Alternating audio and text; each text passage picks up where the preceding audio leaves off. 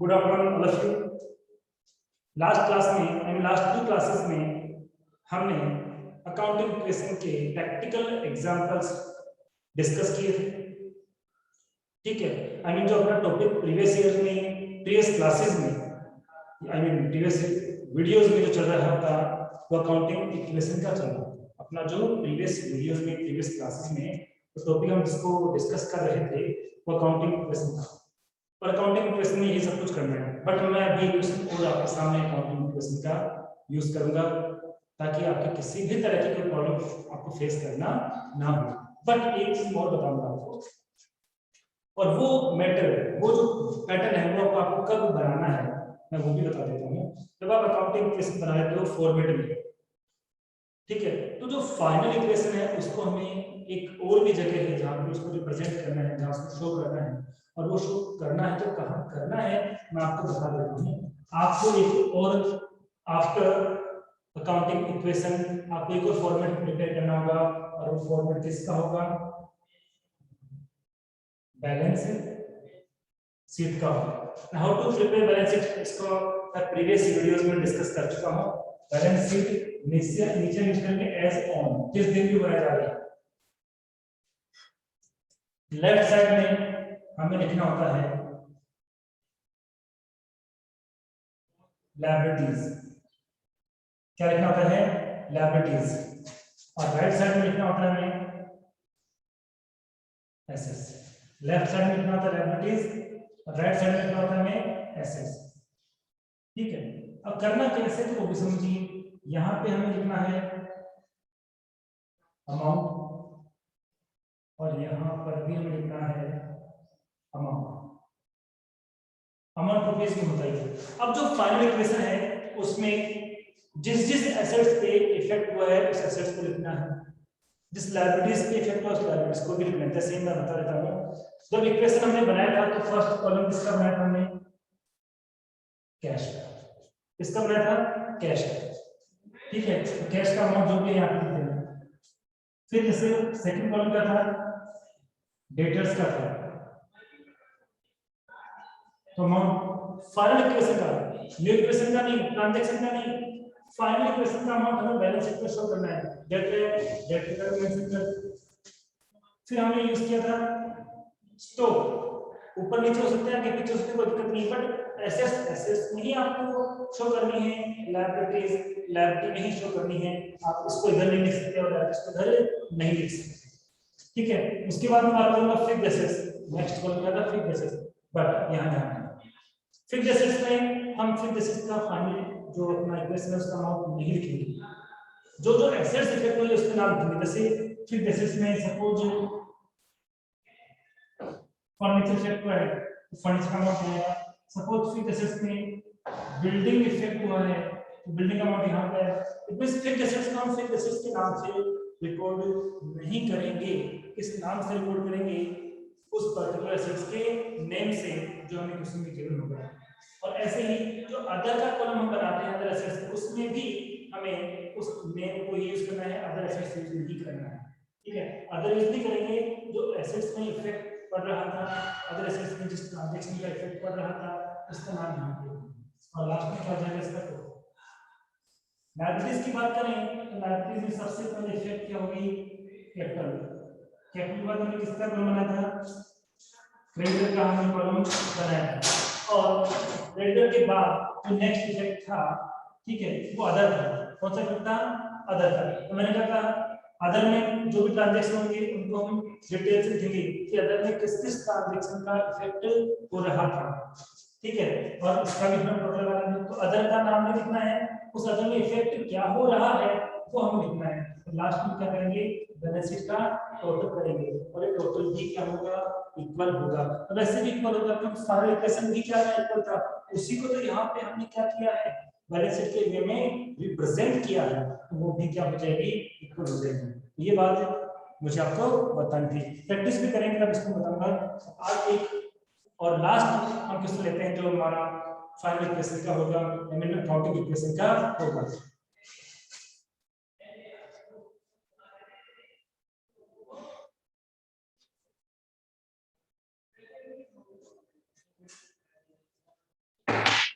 देखिए फॉर्मेट की बात करते हैं, अकाउंटिंग इक्वेशन, सेकंड क्या लिखेंगे, अकाउंटिंग इक्वेशन। फर्स्ट कॉलम किसका है, फर्स्ट कॉलम है ट्रांजैक्शंस का, फर्स्ट कॉलम किसका है, ट्रांजैक्शन का। ट्रांजैक्शन के बाद जितना भी रिमेनिंग पार्ट है उसको हम 2 कॉलम में डिस्ट्रीब्यूट करेंगे, और फर्स्ट जो पार्ट होगा वो होगा टोटल एसेट्स। अब टोटल एसेट्स में हमें कॉलम्स बनाने हैं, और पहला हमने कॉलम बनाया कैश, फिर हम बनाते हैं डेटर्स, हम फिर लिखते हैं तो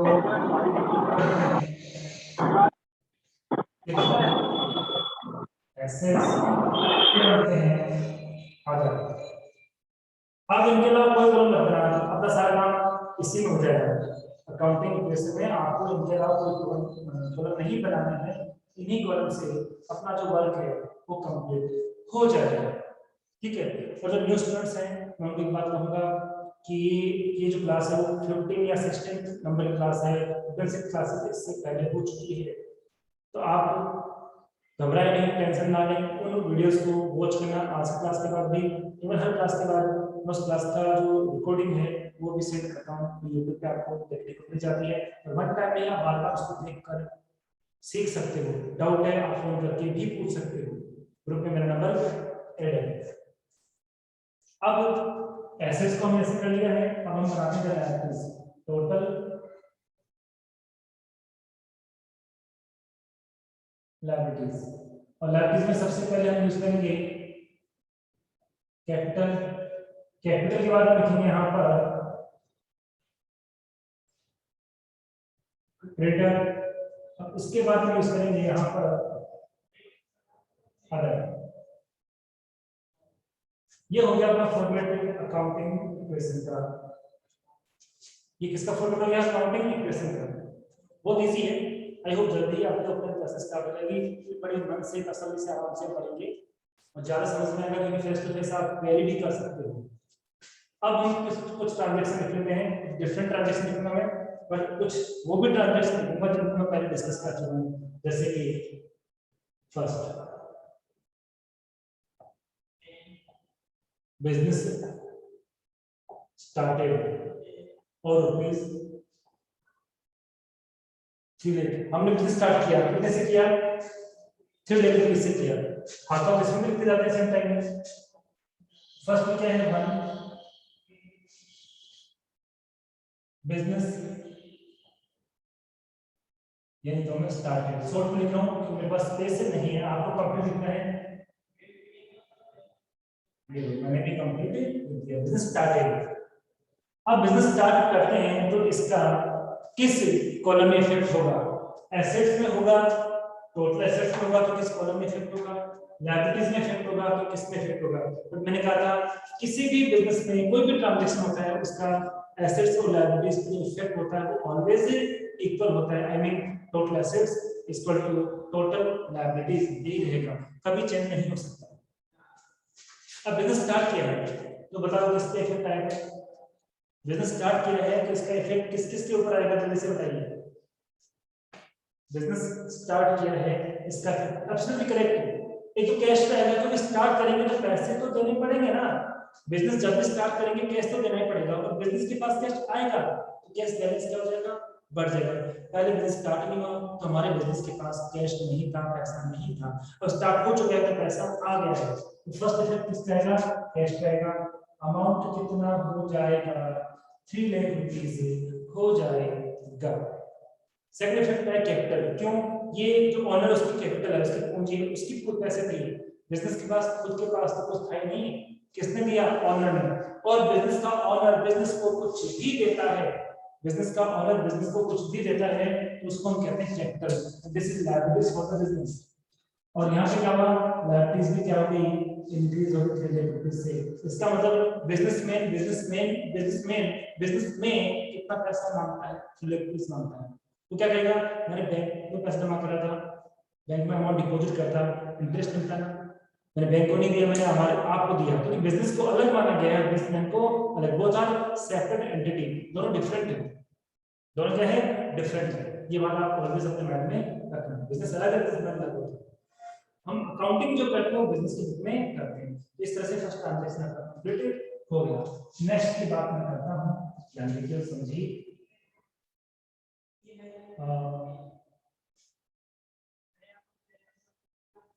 मशीनरी परचेज, मैंने लिखा कि हमने मशीनरी परचेज की 1 लाख रुपए की, मशीन खरीदी 1 लाख रुपए की, तो हमने मशीनरी परचेज की 1 लाख रुपए की, इसका इफेक्ट कहाँ होगा? हमने मशीन परचेज की है, इसका इफेक्ट कहाँ होगा? तो सबसे पहले हम ट्रांजैक्शन को लिखेंगे,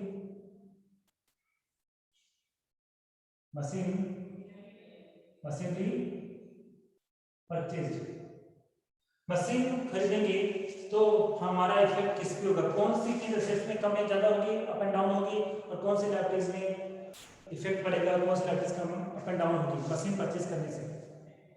तो जब कुछ भी परचेज, मशीन ही नहीं, आप कुछ भी परचेज करो कैश तो कम होगा। कुछ भी परचेज करो, आप मार्केट जाते हो, आप परचेज कुछ भी करो, उसका इफेक्ट क्या होगा? कैश कम होगा। एक चीज है कि हमने जब मशीन परचेज की, हमारा कैश कम हो जाएगा। पहले से 3 लाख रुपए था जो कि ओनर ने दिया था, इसमें से 1 लाख रुपीस कम हो जाएगा। कितना कम हो जाएगा? 1 लाख रुपीस इसमें से कम हो जाएगा। अब सेकंड इफेक्ट, सिंपल मिस्टेक की आपने, सेकंड इफेक्ट कैपिटल भी नहीं होगा। मशीनरी क्या हमारे लिए, पहले बताइए मशीनरी हमारे बिजनेस के लिए क्या होती है, फिर मैं आपको और समझाऊंगा। मशीनरी हमारे बिजनेस के लिए क्या होती है?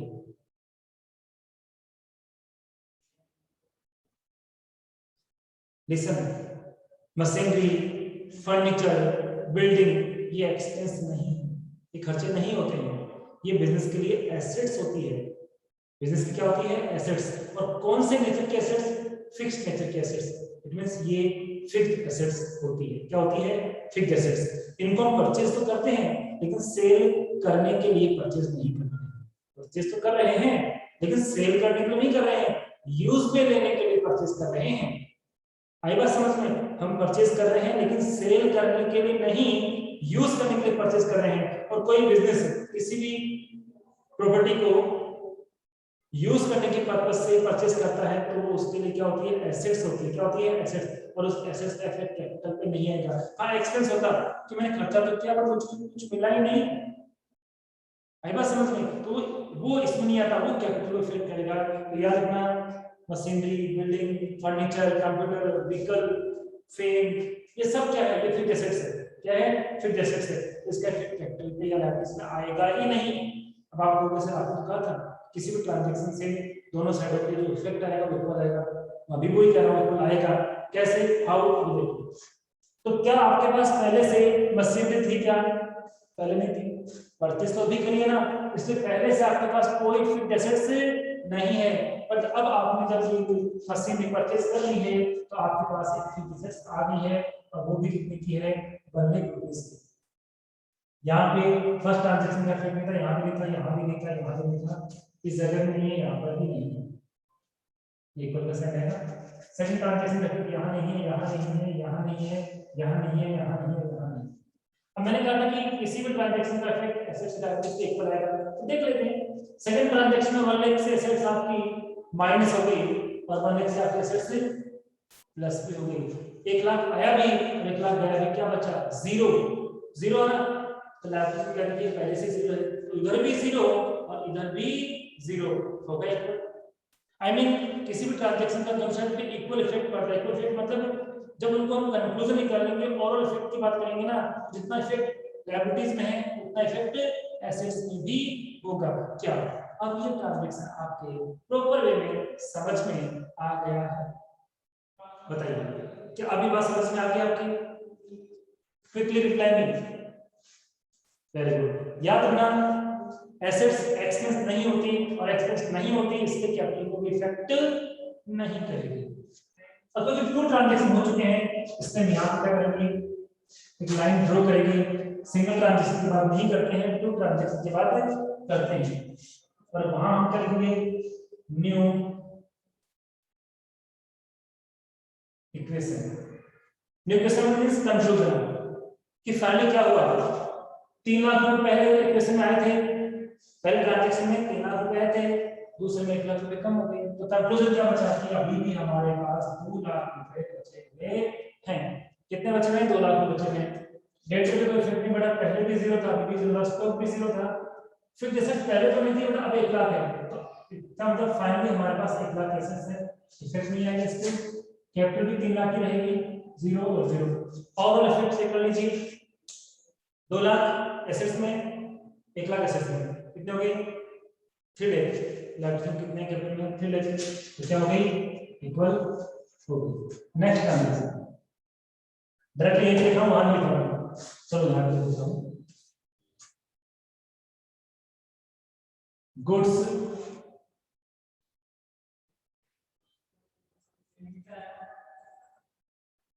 Purchase of rupees 1 lakh, 1 lakh रुपए का माल खरीद लिया तुमने, गुड्स परचेज, तो यहां लिखेंगे गुड्स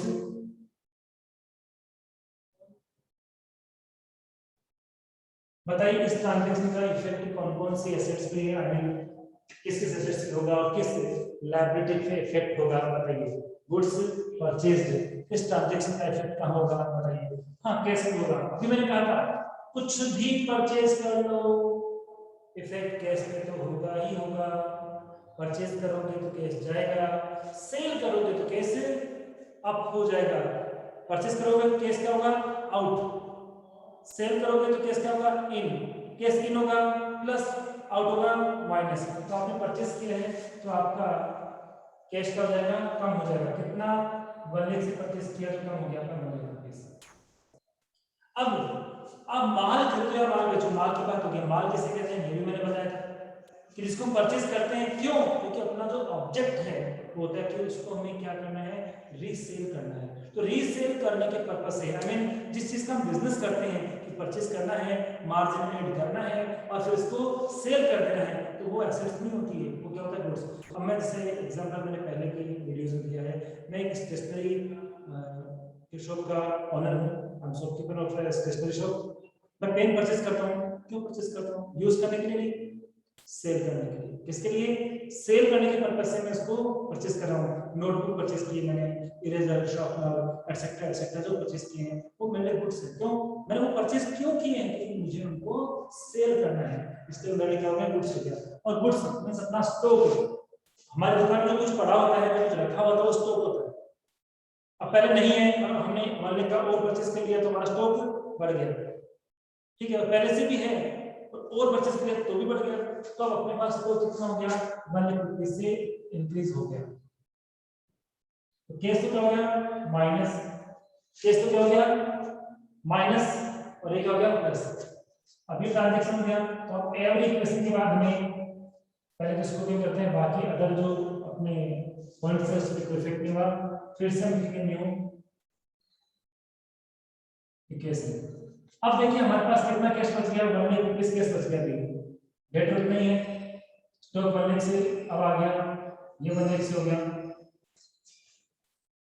ठीक है, 0 3 लाख 0 और 0, आप ओवरऑल इफेक्ट चेक कर सकते हो, 1 1 1 प्लस कितना हो गया 3 लाख और यहाँ पे कितना है 3 लाख कैपिटल में इक्वल हो गया। Next transaction 4, goods sold off rupees 40,000, cost price, ये ट्रांजैक्शन मैंने नया ऐड किया है, नए तरीके से एग्जांपल दिया मैंने ताकि आपको ये भी समझ में आ जाए कि गुड्स सोल्ड रुपीज 40,000, हमने 40 रुपए का माल बेच दिया, सॉरी कितना है गुड्स सोल्ड, हमने गुड्स सेल कर दिया, कितने में माल बेचा, हमने गुड्स सेल किया, हमारे पास 40,000 रुपए आ गए, हमने गुड्स सेल किया, हमारे पास 40,000 रुपए आ गए, नीचे लिखा कॉस्ट प्राइस 30,000, अब ये क्या है, तो ध्यान रखिए कॉस्ट प्राइस का मींस है कितने का था, पैसे तो कितने मिल गए, 40,000 मिल गए माल बेचने से, गुड्स सेल करने से। लेकिन जिस गुड्स को मैंने 40,000 में सेल किया है, एक्चुअली वो था कितने का, वो था 30,000 का। इस बार इन्फॉर्मेशन आ गई। अब तक के जो मैंने आपको एग्जाम्पल समझाए थे वहाँ पे ये मैटर आपने नहीं समझा था, क्योंकि हम स्लोली स्लोली हर टॉपिक की बात करते हैं। एक साथ सारे टॉपिक में आपको दे देगा तो आपको समझ में नहीं आता। ठीक है, तो बात करते हैं हम आगे। तो इसका इफेक्ट कहाँ आएगा ये बताइए। गुड्स सोल्ड, एक कैश इफेक्ट आएगा, एक इसमें इफेक्ट आया कैश। गुड्स सेल करने से कैश आता है, कितना कैश इफेक्ट होगा आप बताइए, कितना कैश इफेक्ट होगा? 30,000 रुपये इफेक्ट होगा या 40,000 रुपये इफेक्ट होगा, ये बताइए। कैश तो आएगा आएगा, गुड्स सेल करेंगे या कुछ भी सेल करेंगे तो कैश आता है, तो बताइए कैश में कितना इफेक्ट होगा? हाँ, स्टॉक डिक्रीज है, एब्सोल्युटली डिक्रीज है, बट मैं अभी बात कर रहा हूँ कैश इन होगा, कितने अमाउंट से कैश इंक्रीज होगा, कितने अमाउंट से कैश इंक्रीज होगा। I want to know this, कितने अमाउंट से कैश इंक्रीज होगा? 30,000 का गुड्स था, सेल कितने में किया? 40,000 में, तो 40 तो लेंगे, एब्सोल्युटली करेक्ट, वेरी गुड। 40,000 से कैश हमारा इंक्रीज होगा। चलो ठीक है, आपने कहा स्टॉक डिक्रीज, बिल्कुल सही है, कोई प्रॉब्लम नहीं है, बट स्टॉक कितने अमाउंट से डिक्रीज होगा? स्टॉक कितने अमाउंट से डिक्रीज होगा बताइए। ध्यान रखिए, स्टॉक हमेशा अपनी कॉस्ट प्राइस से कम होता है। नो, स्टॉक हमेशा कौन से प्राइस से कम होता है? अपनी कॉस्ट प्राइस। मतलब कितने का था, कितने में सेल किया उससे मतलब नहीं होता, कितने में सेल किया उससे कोई मतलब नहीं होता। यदि हमें पता है कि वो था कितने का, यानी क्या पता है 1 लाख रुपए का माल था तो उसमें 30,000 का तो बेच दिया, अभी कितना बचा है 70,000 का, बाकी 10,000 तो 10,000 है, वो तो प्रॉफिट है। तो 30,000 का हमने 40,000 में सेल कर दिया, 10,000 का प्रॉफिट है। प्रॉफिट स्टॉक में इफेक्ट नहीं करता, प्रॉफिट स्टॉक को इफेक्ट नहीं करता। ठीक है, तो स्टॉक को ऑलवेज किस प्राइस से प्रोड्यूस करते हैं? कॉस्ट प्राइस से प्रोड्यूस करते हैं। स्टॉक पे ऑलवेज इफेक्ट किसका आता है? कॉस्ट प्राइस का इफेक्ट आता है। इट मींस कुल तो हमारे पास 1 लाख का गुड्स था, उसमें से 30,000 का गुड्स हमने सेल कर दिया। अब एक और इफेक्ट आ गया, कैश पे इफेक्ट हो गया, हमने क्लियर कर दिया। स्टॉक पे इफेक्ट आ गया, कितने का है वो बताना है, कितने में सेल किया उससे मतलब नहीं, कितने में सेल किया उसका इफेक्ट कैश में आएगा, स्टॉक में इफेक्ट आएगा उसकी कॉस्ट प्राइस से। लेकिन जो 10,000 का प्रॉफिट हो गया वो तो इफेक्ट करेगा। इस बार 3 पॉइंट्स इफेक्ट हो गए, कैश, स्टॉक और प्रॉफिट। कैश को आपने बता दिया, करेक्ट बताया, अमाउंट भी करेक्ट बताया, स्टॉक आपने इफेक्ट सही बताया, अमाउंट आपने इनकरेक्ट बताया, बट अब आपकी समझ में आ गया होगा। बट प्रॉफिट भी तो है, क्या मुझे बता सकते हो कि प्रॉफिट का इफेक्ट कहां होगा? प्रॉफिट किसको इफेक्ट करेगा? You can tell me. तो मैंने कल की वीडियो में और लास्ट की वीडियो में एक बात कही थी, एक्सपेंस और इनकम ऑलवेज, एक्सपेंस और इनकम ऑलवेज कैपिटल को इफेक्ट करते हैं। एक्सपेंस और इनकम ऑलवेज किसको इफेक्ट करते हैं? कैपिटल को इफेक्ट करते हैं। एक्सपेंस ऑलवेज कैपिटल को डाउन करता है, इनकम ऑलवेज कैपिटल को इंक्रीज करती है। अब प्रॉफिट हमारे लिए एक्सपेंस नहीं है, इनकम। प्रॉफिट होना हमारे लिए क्या है? एक्सपेंस नहीं है, इनकम है। और income I mean profit always capital को इंक्रीज करेंगे। प्रीवियस वीडियोस में मैंने बताया है, फिर से बता देता हूं, इनकम ऑलवेज कैपिटल को इंक्रीज करती है, एक्सपेंस ऑलवेज कैपिटल को डिक्रीज करते हैं। और प्रॉफिट जो है वो इनकम होता है, इसलिए कैपिटल को इंक्रीज करेगा। केवल प्रॉफिट के अमाउंट से इंक्रीज करेगा। प्रॉफिट कितना था? 10,000 रुपीज। और इसलिए यहाँ इफेक्ट नहीं पड़ेगा, यहाँ इफेक्ट नहीं पड़ेगा, यहाँ भी कुछ नहीं पड़ेगा। आगे बात समझ में, क्या बात समझ में आ गया? क्रिटिकल में इनकम और एक्सपेंसेस का इफेक्ट ऑलवेज कैपिटल पे होता है। इनकम होती है तो कैपिटल इंक्रीज हो जाती है, और एक्सपेंस होता है तो अपनी कैपिटल डिक्रीज हो जाती है। क्या अब आपकी बात समझ में आ गई है? ओके, अब ओवरऑल इफेक्ट की बात करते हैं। आइए हम बनाते हैं न्यू इक्वेशन। हम बना रहे हैं न्यू इक्वेशन। 1 लाख तो पहले से बच गए थे, अब हमने 40,000 का जब गुड्स और सेल कर दिया तो 40,000 और आ गए। इसका मतलब हमारे पास अब कितने पैसे हो गए, 1,40,000 हो गए। डेटर में कोई इफेक्ट आया नहीं, गुड्स 1 लाख का पड़ा था इस ट्रांजेक्शन से पहले, लेकिन अब उसमें से 30,000 का गुड्स हमने सेल कर दिया तो हमारे पास कितने का गुड्स बच गया, 70। एसेट्स उतने की है उतनी ही है, ये भी जीरो। कैपिटल 3 लाख की थी लेकिन 10,000 का प्रॉफिट तो हो गया, तो अब हमारी कैपिटल कितनी हो चुकी है, 3 लाख की 10,000 हो चुकी है, 0 0। ओवरऑल इफेक्ट की बात करें 140 प्लस 70 कितने हो जाए, 210, 2,10,000 रुपए वाले को 3,10,000 रुपए हो गए। This plus this plus this 310 और इधर भी कितना है 310, इसका मतलब क्या है, इक्वल। इक्वल होना ही चाहिए, मस्ट बी इक्वल। अब फिर से जाएगा नया ट्रांजैक्शन आएगा, फिर से जाएगा नया ट्रांजैक्शन, यहाँ पे आएगा इक्वल कम है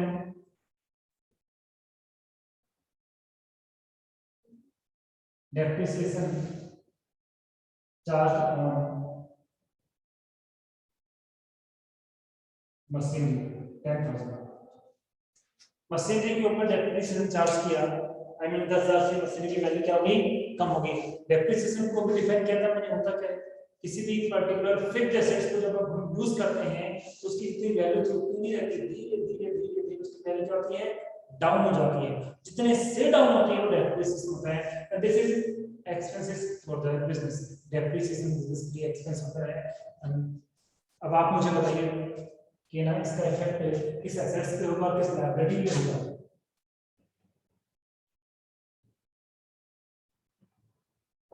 इसका इफेक्ट किस एसेट्स पे या किस लायबिलिटीज पे होगा, किस जगह इसका इफेक्ट होगा, आप मुझे बताइए। डेप्रिसिएशन इफेक्ट कहां होगा, तो सुनिए डेप्रिसिएशन लगा हमने किसके ऊपर, मशीनरी पे, कितने से 10,000 रुपए से। इसका मतलब तो मशीनरी जो भी हमारे पास है हमने उसको यूज किया, यूज करने से उसकी वैल्यू कितनी कम हो गई, 10,000 से कम हो गई, तो हम कर जिस पे भी हम डेप्रिसिएशन चार्ज कर रहे हैं इसका मतलब वो एसेट्स कितने से कम हो जाएगी। पैसों पे इफेक्ट नहीं आएगा क्योंकि यूज किया ना, because of uses, because of uses हम उसको यूज कर रहे हैं इसलिए कम हो रही है, कैश इफेक्ट नहीं आएगा। आपने मोबाइल लिया नया 1 लाख रुपए का परचेस किया, 2 लाख यूज 2 ईयर यूज किया, क्या वो 1 लाख रुपए का है क्या, नहीं। अब उसकी वैल्यू कम हो गई, अब 50 के रह गया यूज करने से, क्या आपने 50 का बेच दिया था क्या, कि हाँ 50 कर लिया, आधा तोड़ के दे दिया, आधा रख लिया, ऐसा होता नहीं है ना। यूज करने से किसी भी एसेट्स की वैल्यू डाउन हो जाती है, इसलिए हम क्या करेंगे, हमारे जो एसेट्स है उसकी वैल्यू यहाँ पे कम हो जाएगी, कितने से, -10,000, माइनस से 10,000। और डेप्रिसिएशन अभी मैंने कहा था this is expenses for the business, this is expenses for the business, and how to affect the expenses to capital, please tell me how to affect the expenses to capital, please tell me fast. Expenses capital को किस तरह से effect करता है ये आप मुझे बता दीजिए। तो अभी रिसेंटली मैंने बताया था इनकम कैपिटल को इंक्रीज करती है, एक्सपेंस कैपिटल को डिक्रीज करता है। इनकम कैपिटल को इंक्रीज करती है और एक्सपेंस कैपिटल को डिक्रीज करता है। तो डेप्रिसिएशन बिजनेस के लिए एक्सपेंस है क्योंकि उसकी वैल्यू क्या हो गई, उसकी एसेट्स की वैल्यू क्या हो गई, कम हो गई। एक्सपेंस है तो हमारी कैपिटल क्या हो जाएगी, कम हो जाएगी। और इसके बाद भी इफेक्ट की बात करें यहाँ पे क्या रहेगा, वही जो 140 का रह जाएगा, 0 70 अभी 90 हो गया सेट्स, 1 लाख की थी 10,000 की, हम जब यूज किया उसको 10,000 उसकी वैल्यू कम हो गई। अब हमारे एसेट्स कितने के लगे, 90 के लगे, यहाँ पे 0, ये 3 लाख 0 0। आप क्या आंसर चेक कर सकते हो, 40 140 प्लस 70 210 है, 210 और 90 3 लाख होता है, यहाँ पर कितना है 310 है, ठीक है। और इसको मैं चलो हम कितने मान लेते हैं, इसको जानता हूं फाइनल,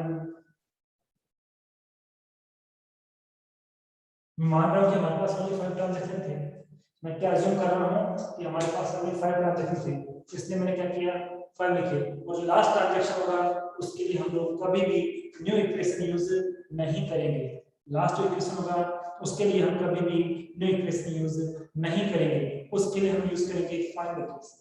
अब मैंने क्या कहा था कि जब फाइनल इक्वेशन कंप्लीट हो जाता है, I mean accounting equation complete हो जाता है, तो उसके बाद हमें बैलेंस शीट भी प्रिपेयर करनी होती है। या नीचे मैं बता रहा हूं आपको balance sheet, balance sheet as on to date देवी नहीं तो मत लिखो, इधर क्या आएगा लायबिलिटीज, इधर एसेट्स, यहां पर अमाउंट, यहां पर अमाउंट। अब देखो कैसे करना है, अकाउंटिंग इक्वेशन से बैलेंस शीट कैसे बनाते हैं, ध्यान दीजिए। टोटल एसेट्स की बात करेंगे, एसेट्स की कॉलम की बात करेंगे। एसेट्स में सबसे पहले कैश था तो लिख दीजिए कैश, और फाइनल इक्वेशन में कितना अमाउंट है, बाकी इक्वेशन से मतलब नहीं है, फाइनल इक्वेशन में जो अमाउंट होगा वो हमें यहां पर रिप्रेजेंट करना शो करना है। यहां पे कैश कितना कितना 150। अब बस फिर डेटर्स, तो डेटर में देखिए यहां पे फाइनल इक्वेशन कुछ भी नहीं है तो लिखना नहीं है, अमाउंट होगा तो ही लिखना है, अदरवाइज नहीं लिखना है। तो ये नहीं लिख सकते क्योंकि इसमें अमाउंट नहीं है, स्टॉक का अमाउंट है हमारे पास। कितना अमाउंट है फाइनल इक्वेशन में 70,000, तो कितना लिखेंगे 70,000। फिक्स्ड एसेट्स में हमारे पास 90,000 की, तो हम लिखेंगे, अब मैंने कहा था फिक्स्ड एसेट्स का नाम नहीं लिखते हैं, पर्टिकुलर एसेट्स का नाम लिखते हैं। यहां पे क्या आएगा मशीनरी, और मशीनरी कितने से आएगी, तो यहाँ फाइनल इक्वेशन में मशीनरी कितने की है 90,000। अदर में कोई इफेक्ट नहीं है तो मत लिखो, तो एसेट्स को तो हमने इफेक्ट कर दिया सर, ये नहीं आ सकता कि लास्ट में 0 था, ये नहीं आ सकता कि लास्ट में 0 था। लायबिलिटीज की बात करते हैं, लायबिलिटीज में सबसे पहले क्या फिक्स हो रहा है कैपिटल, कितना अमाउंट हो रहा है फाइनल इक्वेशन में 3 लाख। अब हम इसका नहीं लिख सकते कि अमाउंट 0 है, इसको नहीं लिख सकते अमाउंट 0 है, तो बैलेंस शीट कंप्लीट हो गई। बस इसका टोटल हमें करना है, यहाँ पे तो 3 लाख ही होगा, यहाँ पर इसका जो अमाउंट होगा कितना होगा 3 लाख, और यहाँ पर भी आप टोटल करोगे कितना आएगा 3 लाख रुपीस। इस तरह से आपको अकाउंटिंग इक्वेशंस को बैलेंस शीट में शो करना है। क्या आपकी बात प्रॉपर्ली समझ में आ गई है? यदि यस तो प्लीज टेल मी, बताइए।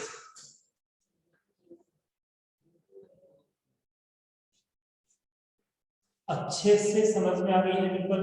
इससे पहले के जो हमें अकाउंटिंग क्वेश्चंस है, आप एक बार ऐसा करना, उसको रफली दूसरी टॉपिक में प्रैक्टिस करना।